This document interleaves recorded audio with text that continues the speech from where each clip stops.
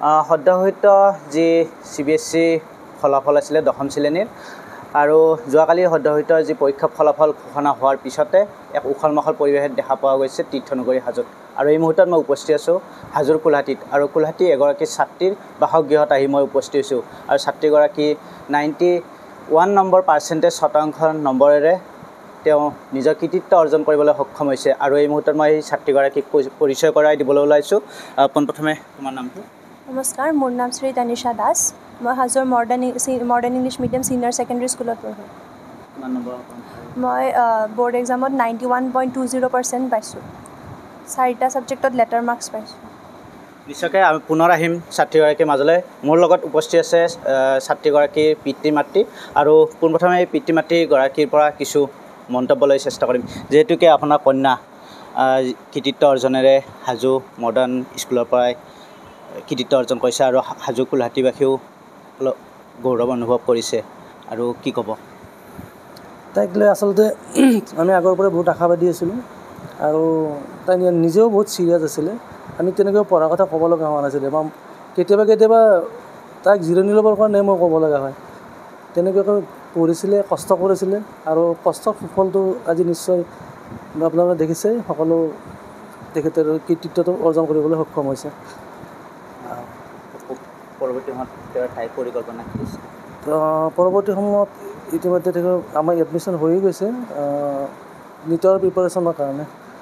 Higher secondary plus নীটৰ প্ৰিপাৰেশ্যনটো কৰিব আৰু প্ৰথম ৰাউণ্ডতে যাতে তাৰমানে হায়াৰ ছেকেণ্ডেৰীৰ লগে লগে যাতে একেলগে নীটটো কমপ্লিট কৰি আনিব পাৰে, সেইটো আশা মনত কৰি ৰাখিয়ে তাই বৰ্তমান প্ৰিপাৰেশ্যন আৰম্ভ কৰি আছে। নিশ্চয়কৈ ধন্যবাদ জনাইছোঁ পিতৃগৰাকীক। মাতৃগৰাকী আছে, মাতৃগৰাকীৰ পৰা আমি কিছু মন্তব্য ল'ম।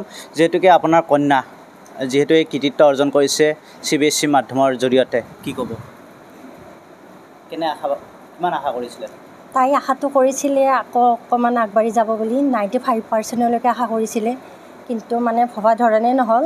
তাইক সেইখিনি পাবৰ কাৰণে মানে যথেষ্ট কষ্ট কৰিছিল। তাই নিজে কষ্ট কৰিছিল আৰু তাইক মানে ক'ব লগা হোৱা নাছিল পঢ়িবৰ কাৰণে। নিজে পঢ়ে, যথেষ্ট কষ্ট কৰিছিল। সেইটো হিচাপত তাই 91% আহিছে, সেইখিনিলৈ আমি সুখী। নিশ্চয়কৈ ধন্যবাদ জনাইছোঁ ছাত্ৰীগৰাকী পিতৃ মাতৃগৰাকীক। আমি পুনৰ যাম ছাত্ৰীগৰাকীৰ ওচৰলৈ। যিহেতুকে ভৱিষ্যত পৰিকল্পনা আগলৈ বহুত, কি হোৱা আশা? মই ভৱিষ্যতে এজন ভাল সফল ডক্টৰ হ'বলৈ বিচাৰোঁ।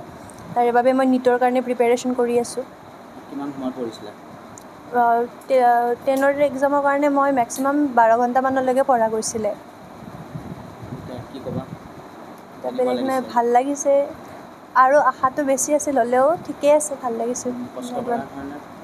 কষ্ট কৰা মতে ঠিকেই আছে। নিশ্চয়কৈ ধন্যবাদ জনাইছোঁ ছাত্ৰীগৰাকীক। আৰু এইগৰাকী আছিলে ছাত্ৰী তানিশা দাস কোলহাটীৰ আৰু 91% শতাংশ নম্বৰেৰে তেওঁ কৃতিত্ব অৰ্জন কৰিবলৈ সক্ষম হৈছিলে। আমি যিহেতুকে পোনপটীয়াভাৱে দেখুৱাইছিলোঁ ছাত্ৰীগৰাকীৰ বাসগৃহত আহি আমি ইউনিভাৰ 24ৰ দৰ্শলত পোনপটীয়াভাৱে সেই পৰিৱেশ দেখুৱাইছিলোঁ। যিহেতুকে সদ্যহৈত যি CBSE মাধ্যমৰ দশম শ্ৰেণীৰ ফলাফল ঘোষণা হৈছিলে কালিয়ে, আৰু কালি ঘোষণা হোৱাৰ পিছতে এনেদৰে এক উখল-মাখল পৰিৱেশ দেখা পোৱা গৈছে সমগ্ৰ তীৰ্থনগৰী। আৰু তীৰ্থনগৰীক বিভিন্ন প্ৰান্তৰ ছাত্ৰ ছাত্ৰীসকলে এনেদৰে কৃতিত্ব অৰ্জন লাভ কৰিবলৈ সক্ষম হৈছে। আমি পৰৱৰ্তী সময়ত বিভিন্ন স্থানৰ আমি পৰিৱেশ দেখুৱাই যাবলৈ চেষ্টা কৰিম।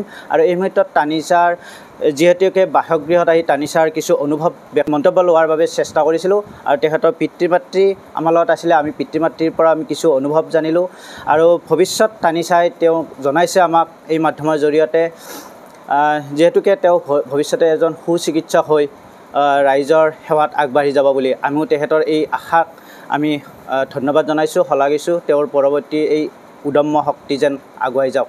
এই মুহূৰ্তৰ এই সামগ্ৰিক পৰিৱেশ দেখুৱাৰ বাবে আমি আহি উপস্থিত হৈছিলোঁ তীৰ্থনগৰী হাজোৰ এই কোলহাটীৰ পৰা। মই মৃদুল মজুমদাৰ, ইউনিভাৰ 24।